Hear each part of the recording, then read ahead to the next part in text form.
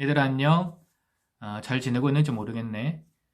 목사님이랑 못 만난 지 주일로 따지면은 벌써 4번, 그러니까 한 달 동안 이제 목사님이랑 못 만나게 되었는데, 사실 이 예배를 드리지 못하게 되었다라고 했을 때 목사님 생각은 한 2주 정도 예배를 못 드리면은 코로나 바이러스가 좀 잠잠해지고 우리가 다시 같이 예배를 드릴 수 있지 않을까라고 생각을 했는데, 이 바이러스가 좀 잦아들 기미도 보이지 않고, 또 교회 안에 바이러스 감염된 사람들이 있으면 안 되니까 이제 어쩔 수 없이 한 달까지 이렇게 예배를 못 드리게 되었는데, 그래서 목사님이 고민하다가 많이 어색하고 낯설지만은 영상으로라도 여러분들과 함께 말씀을 잠깐 나누어야 되겠다는 생각이 들어서 이렇게 영상을 찍게 되었다.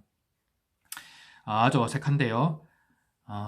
오늘 우리가 함께 읽을 하나님의 말씀을 한번 찾아봅시다. 출애굽기 7장 1절부터 7절까지입니다.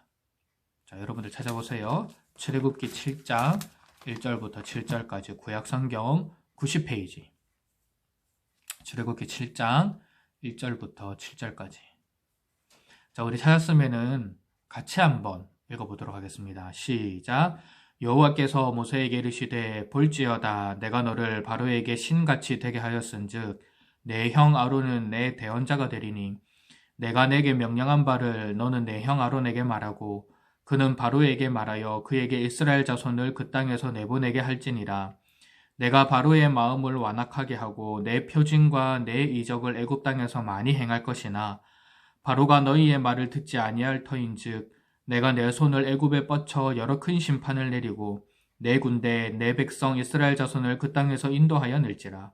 내가 내 손을 애굽 위에 펴서 이스라엘 자손을 그 땅에서 인도하여 낼 때에야 애굽 사람이 나를 여호와인 줄 알리라 하시매 모세와 아론이 여호와께서 자기들에게 명령하신 대로 행하였더라. 그들이 바로에게 말할 때에 모세는 80세였고 아론은 83세였더라. 아멘. 오늘 목사님은 여러분들과 함께 이 전염병에 대해서, 특별히 코로나19 바이러스에 대해서 우리 기독교인들은 어떤 생각을 가지고 어떤 시각을 가지고 바라봐야 되는지 말씀을 통해서 함께 좀 짧게 살펴보려고 합니다. 지금 여러분들이 겪고 있듯이 이 코로나19 바이러스 때문에 온 나라가 많은 어려움 가운데 있습니다. 특별히 우리 대구 지역이 신천지의 아주 큰 맹활약으로 인해서 확진자가 엄청나게 늘어났다가 이제 조금씩 확진자의 숫자가 줄어들고 있는 추세인데, 이로 인해서 여러분들이 뭐 좋다고 해야 될지 안 좋다고 해야 될지 모르겠지만 개학이 계속 늦춰지고 있잖아요. 목사님이 듣기로 개학이 늦춰지게 되면은 이제 방학이 줄어든다는, 여름 방학이 줄어든다는 이야기를 듣기도 했는데, 뭐 어쨌든 간에 여러분들의 개학이 늦춰지고 또 우리 고등학교 1학년에 올라가는 친구들은 입학도 늦춰지고 뭐 지금 그런 상황 가운데에 있습니다.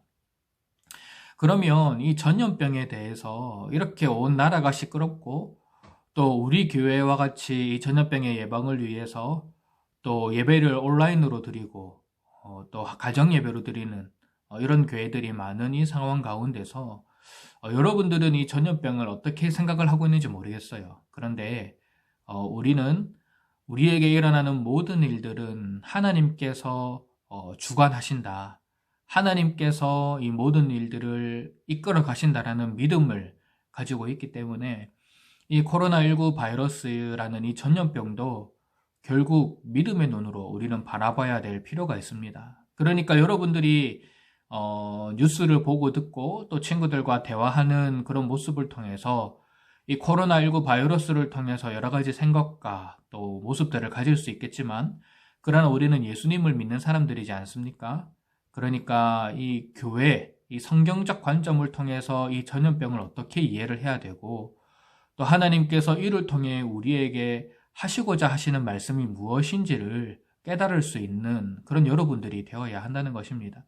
그래서 오늘은 특별히 목사님이 이 애굽 왕 바로에게, 또 애굽이라는 나라에게 재앙을 내리심으로 인해서 그 백성을 이끌어내시기를 원하시는 하나님의 말씀, 그 모습을 통해서 또 오늘 우리에게 주시는 하나님의 말씀을 듣기를 원합니다. 오늘 우리가 함께 살펴본 이 출애굽기 7장 말씀은 하나님께서 모세와 아론에게 이제 너희는 앞으로 바로를 만나게 될 건데 그 바로와 애굽에 하나님께서 재앙을 내리실 것이다 라고 하시는 말씀이 기록이 되어 있습니다. 자, 한번 볼까요? 3절, 4절 말씀을 우리 같이 한번 읽어보겠습니다. 시작. 내가 바로의 마음을 완악하게 하고 내 표징과 내 이적을 애굽 땅에서 많이 행할 것이나 바로가 너희의 말을 듣지 아니할 터인즉 내가 내 손을 애굽에 뻗쳐 여러 큰 심판을 내리고 내 군대의 내 백성 이스라엘 자손을 그 땅에서 인도하여 낼지라. 아멘. 자, 여기 3절 말씀을 한번 보세요. 3절 말씀 뒷부분에 보면은 내 표징과 내 이적을 애굽 땅에서 많이 행할 것이나 라고 되어 있습니다. 여기서 말하는 표징과 이적이 무엇일까요?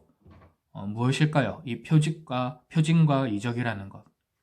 여러분들이 알다시피 애굽 땅에 내려진 10가지 재앙을 의미합니다. 하나님께서는 그 애굽 땅에 이 재앙을 내리시기를 원하셨습니다.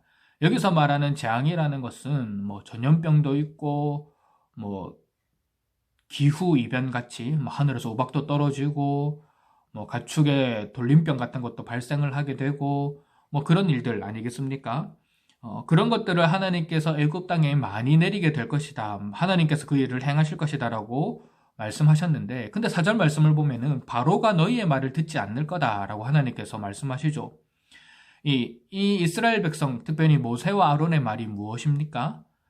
여호와 하나님을 섬기기 위해 출애굽해야 된다. 나와 내 백성들을 이 애굽 땅에서 벗어나 광야에 가서 하나님을 섬길 수 있게 해달라라고 한 요청이 바로 이들의 말입니다. 그러니까 바로는 이 모세와 아론의 말을 일론지하에 거절을 했다는 거죠. 왜 그렇게 했을까? 당연히 200만 명이나 되는 엄청난 노동력이 이 이집트 지역, 애굽 지역에 있다고 하면은 바로 왕은 그들을 노예로 부리면서 많은 이익을 얻을 수 있는데 그 사람들을 모두 광야로 보낸다는 것은 있을 수 없는 일이지 않겠어요? 그리고 또 한 가지 더 이유가 있다면은 목사님이 누누이 여러 번 이야기를 했던 것 같은데 구약 시대의 전쟁은 나라와 나라의 전쟁이 아니라 이 나라가 믿는 A라는 신과 이 나라가 믿는 B라는 신들의 전쟁입니다. 그러니까 지금 이 애굽과 이스라엘 백성의 관계는 애굽이 믿는 신과 이스라엘이 믿는 하나님과의 관계로도 해석을 할 수가 있어요.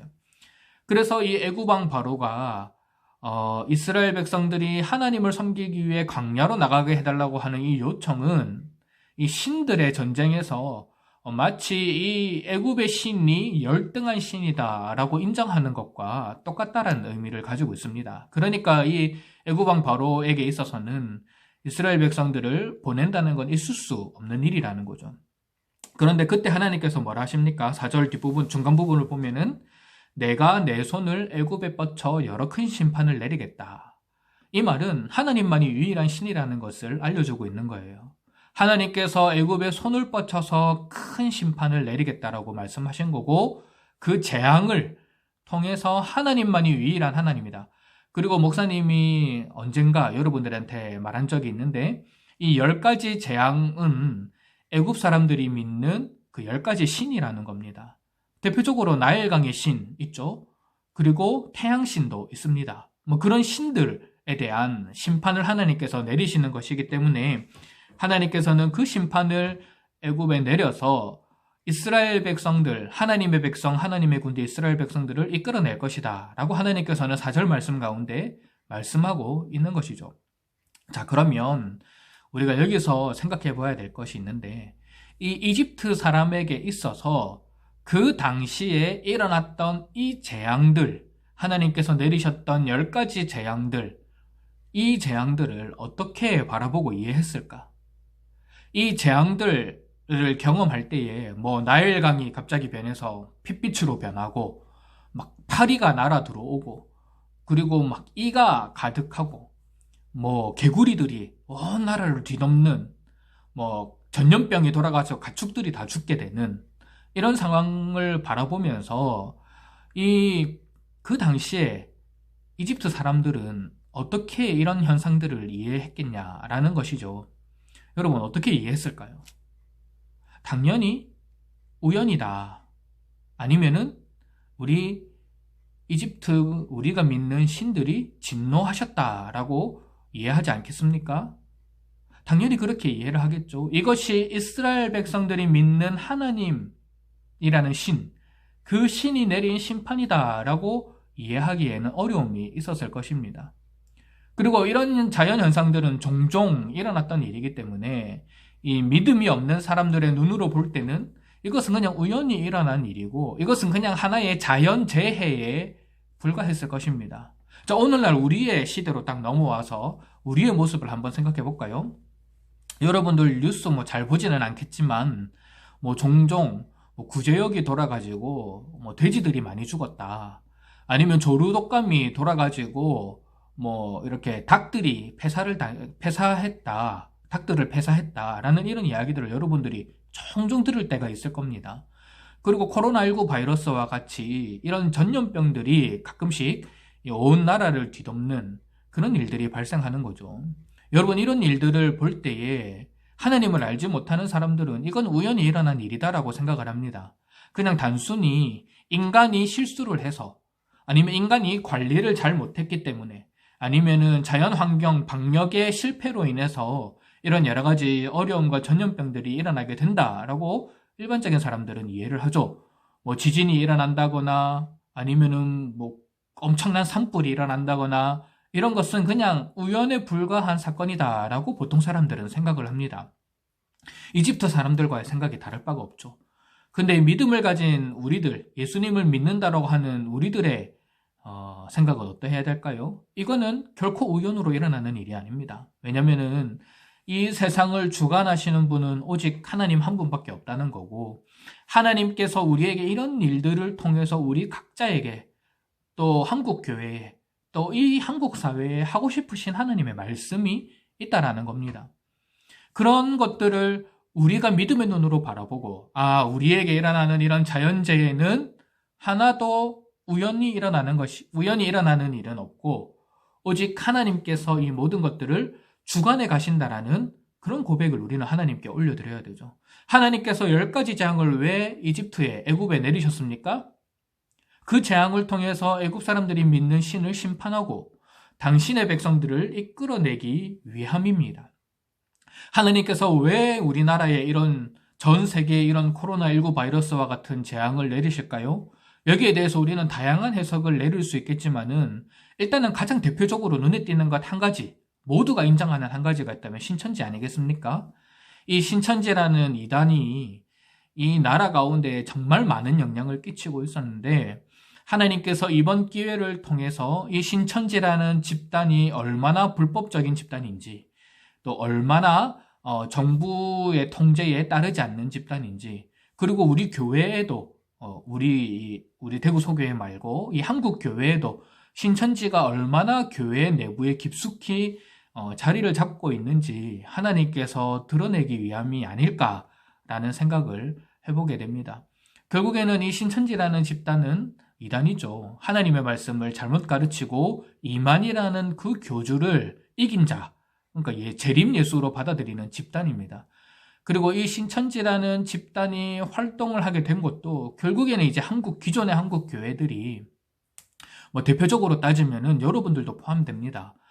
새로운 친구들이 올 때 정말 친근하게 대해주고 교회에 잘 정착할 수 있도록 노력해야 되고 또 목사님의 책임도 있죠. 그런 새로운 친구들이 오면은 하나님의 말씀으로 잘 가르치도록 노력해야 되는데 이 사실 기존 교회들은 그런 부분이 많이 약해요. 근데 신천지는 어떻습니까?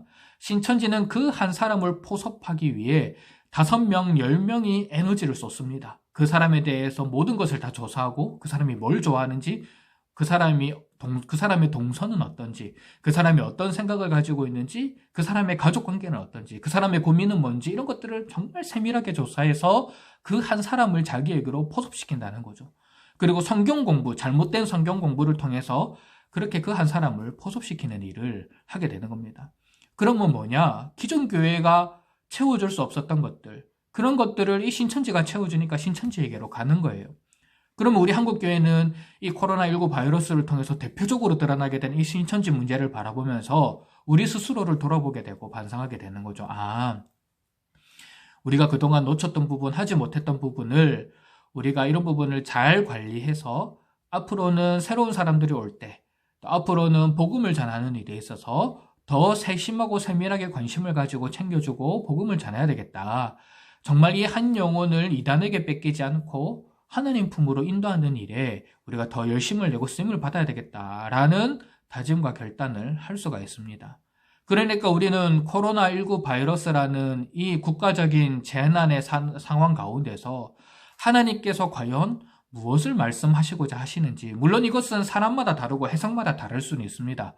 어떤 사람은 이 코로나19 확진자로 인해서 막 고통을 받으면서 살아가는 사람도 있을 거고, 또 어떤 사람들은 이 일들을 통해서 자신의 삶의 모습을 돌아볼 수도 있을 거고, 각각 해석은 다를 수 있겠지만, 그러나 대표적으로 모두가 공감할 수 있는 해석을 통해서 우리의 모습을 돌아볼 수 있게 된다는 거죠. 하나님께서 애굽에게 이 10가지 재앙을 내리심을 통해서 원하셨던 것은 이스라엘 백성들이 믿는 하나님이 참된 하나님이다라는 것을 깨닫기를 원했고, 그리고 당신의 백성들을 출애굽시키셔서 약속의 땅인 가나안 땅으로 가기 위해, 그렇게 하기 위해 하나님께서는 그 재앙을 허락하셨던 거죠. 믿음이 없는 사람들에게는 우연입니다. 그러나 믿음의 눈으로 바라보는 사람들에게는 하나님의 일하심이라는 겁니다. 우리도 마찬가지죠. 코로나19 바이러스가 지금 이렇게 기승을 부리는 것, 우리는 기도해야 됩니다.